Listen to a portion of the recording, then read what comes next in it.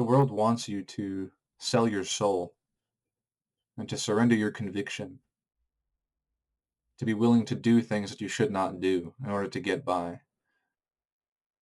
This can only happen because all at once we are summarily convinced to be envious towards those things of which there is no substance, things that are empty, things that are not derivative of a deeper meaning, and things that do not invoke cause or justness in our deliberation. They have no invocation of something good, of God, of direction and purpose. We lack a heading, and it's clear that we don't. I've spent many years of my life envious of a solitude that I believe that other people possess, something that I think is unreachable, something that is impossible for me to attain because I am inadequate or invalid. But that is not the case. Rarely is it ever so. We often hear that those who enjoy wealth around us are hardly so fulfilled by their monetary possessions. And if they should be content, it is for the indulgence of material and worldly affairs, and less so the nurture of soul. For it is when the soul is unnurtured that the true lack of fulfillment takes precedent, and the absence of feeling weighs heavy. You will be told to value things that do not matter by those who themselves do not know any better, and to remain unguided and unfulfilled in their own lives. You will be told you need only work more, fulfill other arbitrary things. Perhaps you should have to cater to the prying eyes of other people, that you need to graft yourself and change the way that you look in order to find success, or that the job that you're able to attain, the cars that you're able to drive, the vanity you are able to decorate yourself with, the ways in which you can glimmer and glisten in the eyes of others, that is what you should pursue. But that is not true. You see, if you appraise the words and the guidance of others on the presumption that what you yourself could think of for yourself is not, it's not wise to do this. You are presupposing that you're incapable of achieving solitude in and of yourself, that the things that you crave most innately,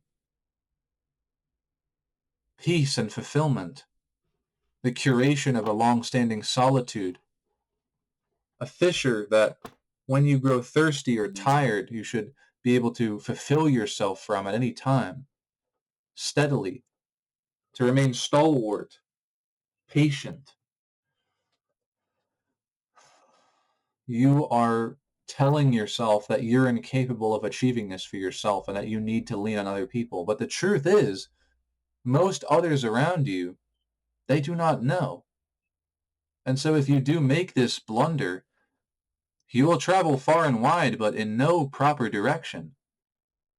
You will be led astray by those who are lost themselves.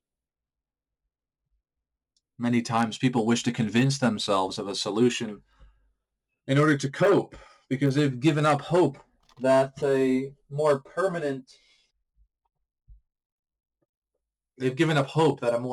solution is at hand or possible or worthy of pursuit. Because in their misdirection, when they confide in those around them, they are told things that were stated earlier: work more, bury yourself in vanity,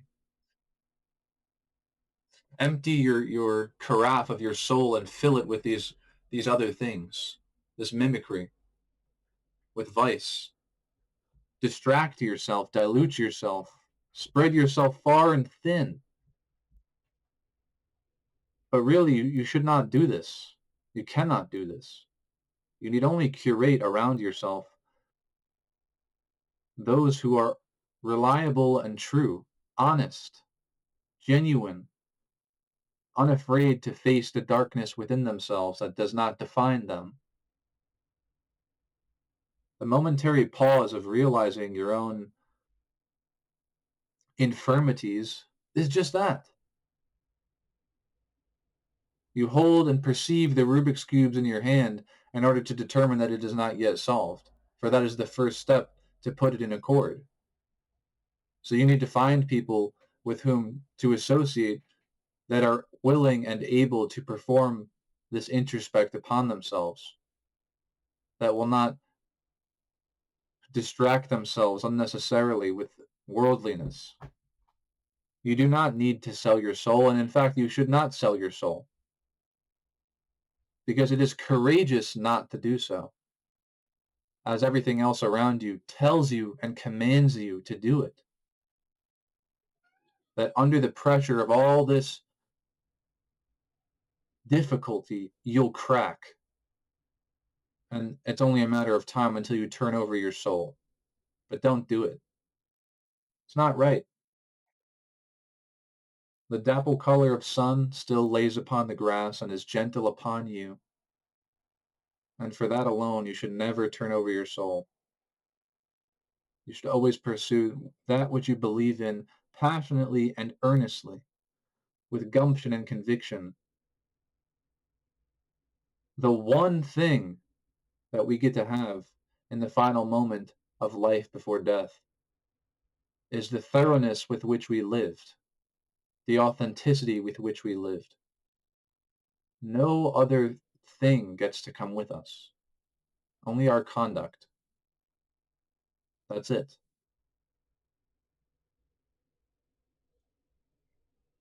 So try to remember that, because we're all in it together. We're all enduring the same difficulty together.